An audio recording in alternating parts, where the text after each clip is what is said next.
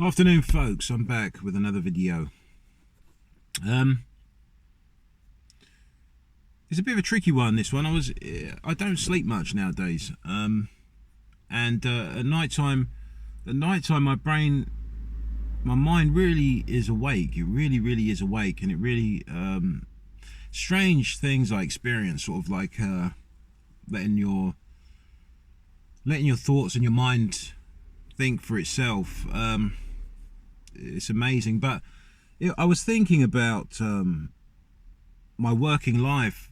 The last sort of 20 years or so, I've worked a lot for local authority, and this it's good. I mean, it's a good job. If you appreciate your free time, your own time, and there's a lot of politics that protects employees if you work for local authorities. A lot of politics that keeps your job safe, and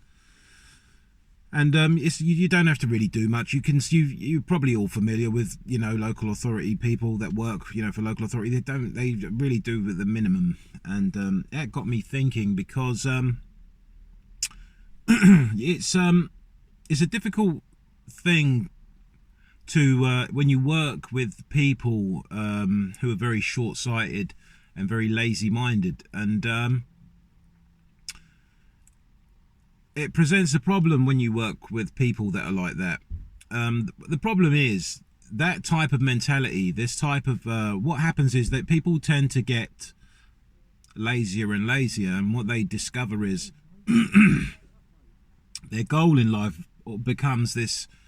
The ultimate achievement is to do as little as possible and still get paid, right? That's in my experience, this is what I've seen, because I've had to manage people like this, you know what I mean?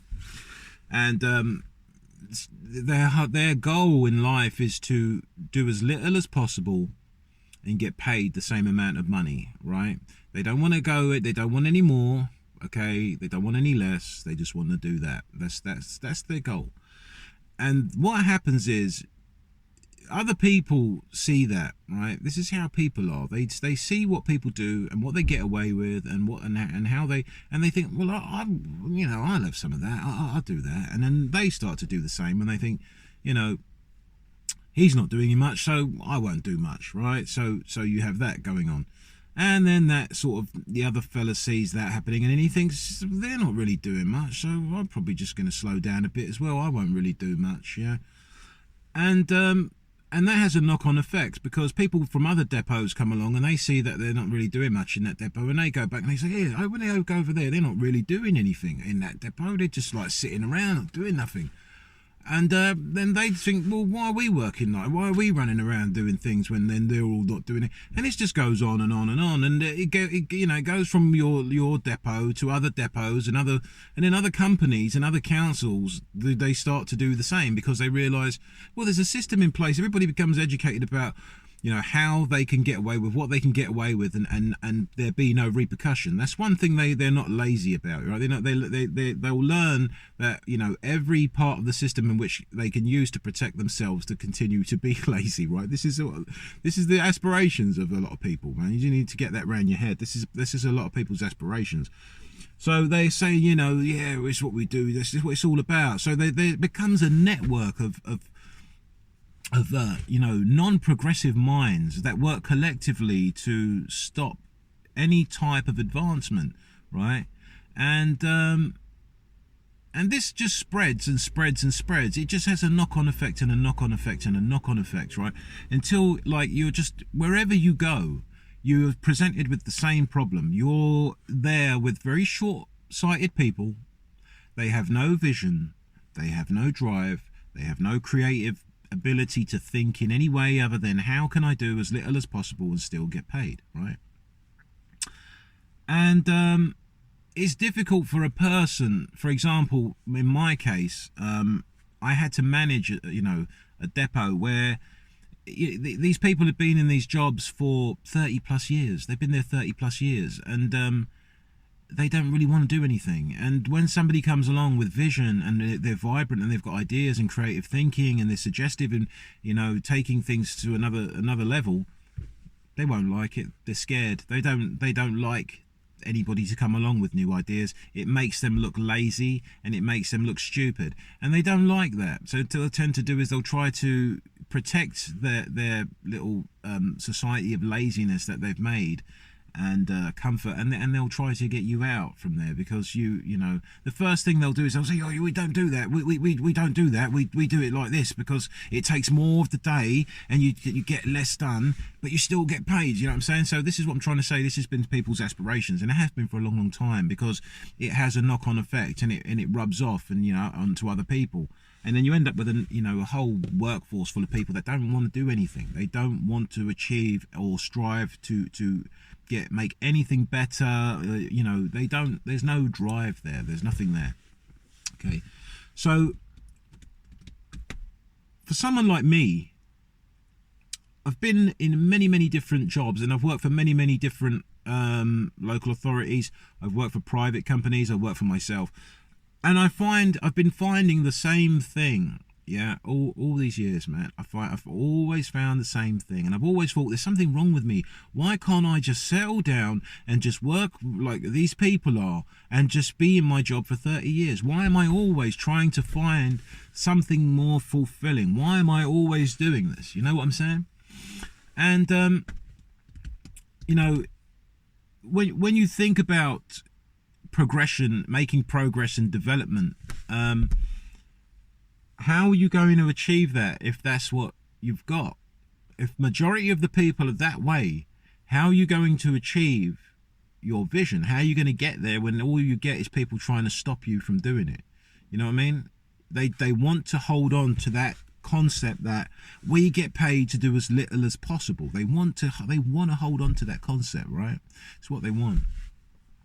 And you know, you become very frustrated, and you become very out of sync with, you know, with things. You can't flow, because it's a completely different mindset. It's a completely different psychology that you have from the masses. It's completely different. It's completely different. Okay, so it's very frustrating. Okay, and non-progressive. And it brings me on to this whole lockdown situation, because I was working for local authority at the time in East London. I manage parks and green spaces, right? That's what I've done most of my life. And when we had this lockdown thing, you know, people started to go out into the parks and use them because the government said to do so, right? So because the government said to go out and exercise for half an hour a day. And in this park where my office was based, it was like tons of millions and millions of people. I'd never seen them before. They just started to come to the park because the government said go out and do it. All right. So anyway, you had this whole lockdown thing. When they eased the lockdown, okay, there was in the site where I was based, we had this lovely little, it's a nature reserve, so we had this beautiful little stream that ran through there, and it was quite an idyllic little spot, nice little picturesque little place where people would go and chill. But what happened was, when they eased this lockdown, people started to go there and swim and stuff. Okay, they were going there and swimming, and they basically, what they'd done was, because of this knock-on effect of people doing what they see other people do, everybody was like, there was just hundreds and hundreds of people like swimming in this water, and this water is not even clean for swimming. It's not even clean. It's got all kinds of pollution and crap in there, and these people started to leave all their rubbish everywhere. You know, they started to leave their babies' dirty nappies on the side of the stream. They started to leave, like, there was used tampons, there was food waste, there were all the little polystyrene boxes where they brought their takeaways and stuff. The place was just festooned with crap. It was just a complete mess. And there's me trying to tell people, first of all, you probably shouldn't be swimming in that water because it has raw sewage going in it regular. The other thing is, you know, environmental agency come and treat this water for Weil's disease and such like thing. People are putting their little babies and dunking them under the water, and they weren't listening. They don't care. They don't care. They want to enjoy and do what they're doing, right? And shit the place up. It's because that's what they were doing. They were just turning the place into to filth. You know, we had to get extra bins and all this kind of stuff to accommodate all this extra rubbish because people's behaviour changed, right? People's behaviour changed. So as all this was going on, I'm sort of looking at it, thinking to myself, this is out of control, right? This is completely out of control. This is, people can't even see. Like, there's all these people, like maybe it got to a point where there was like thousands of people. They're in the water, they're out the water, they're on the grass, they're in the woods, they're everywhere, right? You know, all these people, all their rubbish is everywhere. People are doing barbecues everywhere. The charcoal's burning on the floor. There's crap litter and all kinds of crap everywhere. And do you think any one of all those people is going to say, guys, this is getting out of control. We need to tidy up? Nope. Nope. They just leave it and they make more and more and more mess, right? So it got me to thinking, you've got all this problems in the world, and these are problems. People's mindsets are a problem. They really are a problem. How do you solve this problem? You know what I mean? It's a mindset. And how do you solve that problem?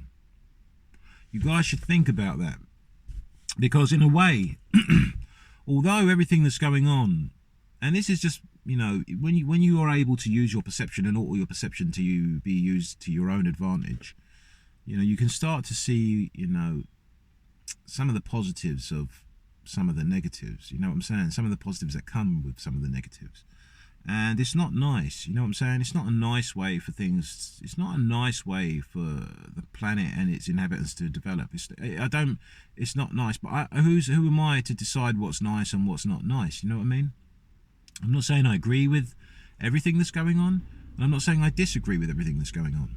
What I'm saying is things happen, and things happen to individuals, and people make choices, and the choices they make, you know, are their own choices, okay? But you know, that is something to think about. How do you manage such a situation when it's you know, it's a problem across the world. All right, some cultures are not as bad as others, and in some countries it's not as bad as others. Some countries, people are more respectful of their environment, and they make a point of you know, trying to preserve, look after, and keep, you know, keep what they have in a good condition and well maintained. Some you know, some other places is different, but in my experience in London, people don't give a shit. And so this is what I was trying to say. It's kind of it's a very negative influence, you know.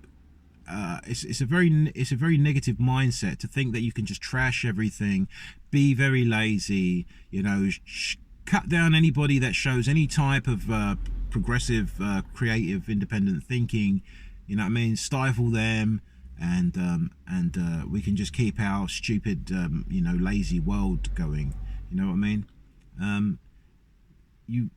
With what's happening in the world right now, you start to somehow appreciate that you've almost been set free in a way. You know what I mean? You've been set free in a way. If like me, you have vision, you have ideas, you have talent, you have skill, but you find it difficult to get on in the world because you were always, you know, weighed down with, you know, negative energy and lazy-minded people. You start to see maybe a bit of a glimmer of light. You know what I mean? you start to think to yourself, you know, they've basically set me free, man. They've basically set me free. And I don't really need to dwell on the negative choices, you know, the negative impact that comes with the choices that people make. I can't control their choices. I can't control them. I can advise, okay, but what you find is when you advise people,